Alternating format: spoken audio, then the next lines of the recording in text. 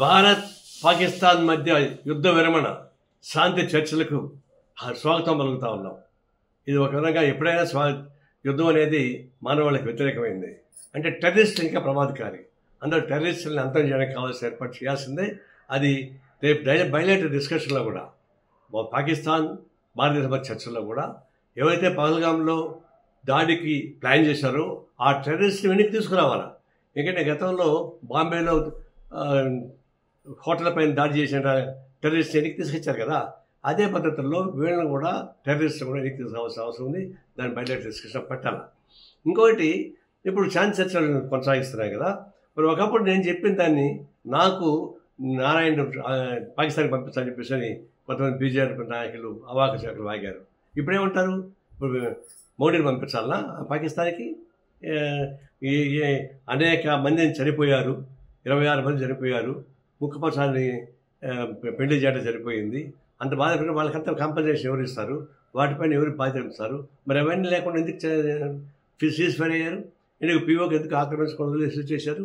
ఇవన్నీ చూసినప్పుడు మీరు టాక్టిఫుల్గా భారతదేశం అడ్డం పెట్టుకొని చేసే వ్యాపారం తప్పకుండా నాకేం కనపడలేదు. సిన్సియర్గా మేము టెర్రరిస్ట్ మీద దాడి చేయమని గిట్టికి చెప్పిన దానికి మమ్మల్ని అపార్థం చేసుకుంటారా? మేము తీవ్రంగా నిరసిస్తున్నాం. ఈ శాంతి చర్చను స్వాగతిస్తూ ఉన్నాం. భారత్ పాకిస్తాన్ మధ్య యుద్ధ విరమణ శాంతి చర్చలకు స్వాగతం పలుకుతా ఉన్నాం. ఇది ఒక విధంగా ఎప్పుడైనా యుద్ధం అనేది మానవాళికి వ్యతిరేకమైంది. అంటే టెర్రరిస్టులు ఇంకా ప్రమాదకారి. అందరూ టెర్రరిస్టులను అంతం చేయడానికి కావాల్సిన ఏర్పాటు చేయాల్సిందే.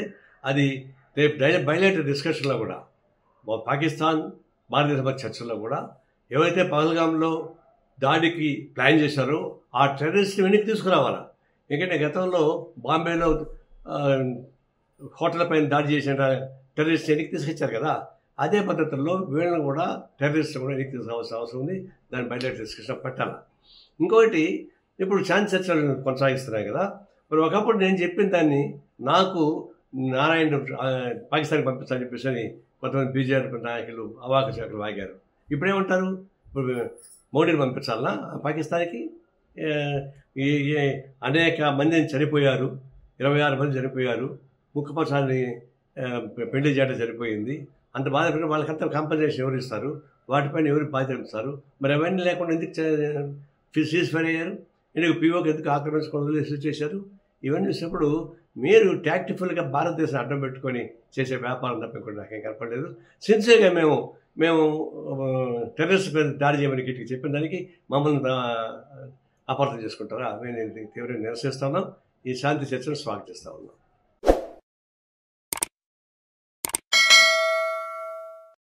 Hi friends, thank you for watching this video. ఈ వీడియో కనుక మీకు నచ్చినట్లయితే దయచేసి లైక్ చేయండి, షేర్ చేయండి. ముఖ్యంగా మా ఛానల్ 24/7 న్యూస్ టీవీని సబ్స్క్రైబ్ చేసుకోండి. ఆ తర్వాత మీ విలువైన అభిప్రాయాల్ని, మార్పులు, చేర్పులు, కావాల్సిన వీడియో ఏమన్నా ఉంటే మన వీడియో కింద కామెంట్ సెక్షన్లో కామెంట్ రూపంలో తెలియజేయండి. నమస్కారం, సాయిదంచిక మాట్లాడుతున్నాను. ప్లీజ్ సబ్స్క్రైబ్, షేర్, లైక్ చేయండి 24/7 టీవీ ఛానల్.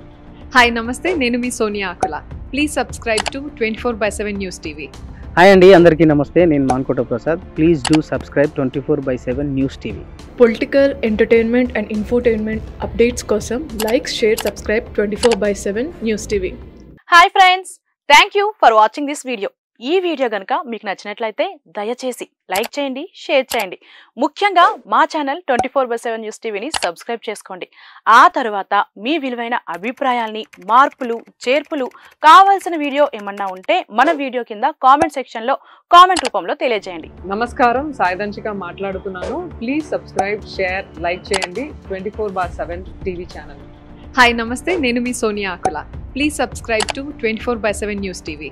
హాయ్ అండి, అందరికీ నమస్తే. నేను Mankota Prasad. Please do subscribe 24/7 news TV.